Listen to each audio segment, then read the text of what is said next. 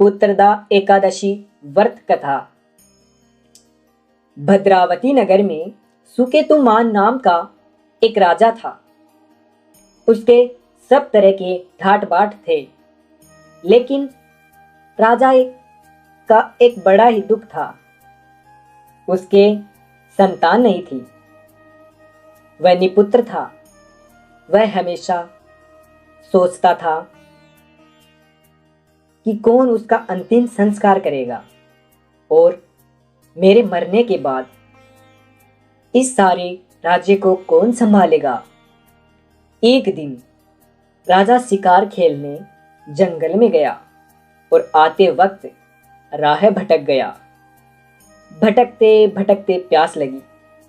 तभी कुछ दूरी पर उसे सरोवर नजर आया। उस सरोवर के पास अनेक ऋषियों के आश्रम थे।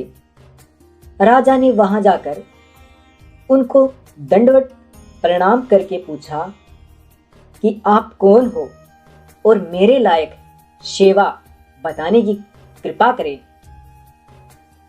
राजा की विनम्रता से ऋषियों ने प्रसन्न होकर कहा, हम विश्वदेवा हैं, यहां माघ स्नान करने हेतु आए हैं। राजा, आप दुखी जान पड़ते हो। अगर आपको कोई दुख हो तो हमें कहिए, हम समाधान निकालेंगे। राजा ने कहा,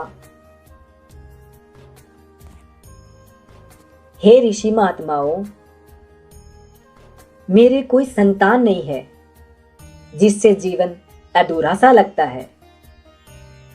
मुनियों ने राजा की बात सुनकर कहा कि हे राजन, कल पुत्रदा एकादशी है। आप विधि पूर्वक एकादशी का व्रत करके श्रीमन नारायण भगवान की पूजा आराधना करके द्वादशी को व्रत का पारण करके दान पुण्य व ऋषि मुनियों को भोजन करवाए, ब्राह्मणों को भोजन करवाए। राजा यह बात पूछकर अपने राज्य में लौट आया और जैसा ऋषियों ने कहा था उसी प्रकार व्रत का उद्यापन व ब्राह्मणों को भोजन पुत्रदा व्रत के लिए कर रहा था। वस्त्र आदि देकर दक्षिणा दी।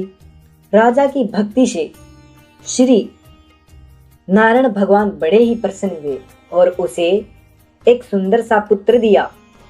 बड़ा होकर वह लड़का राजा बना और उसके पिता को वैकुंठ की प्राप्ति हुई।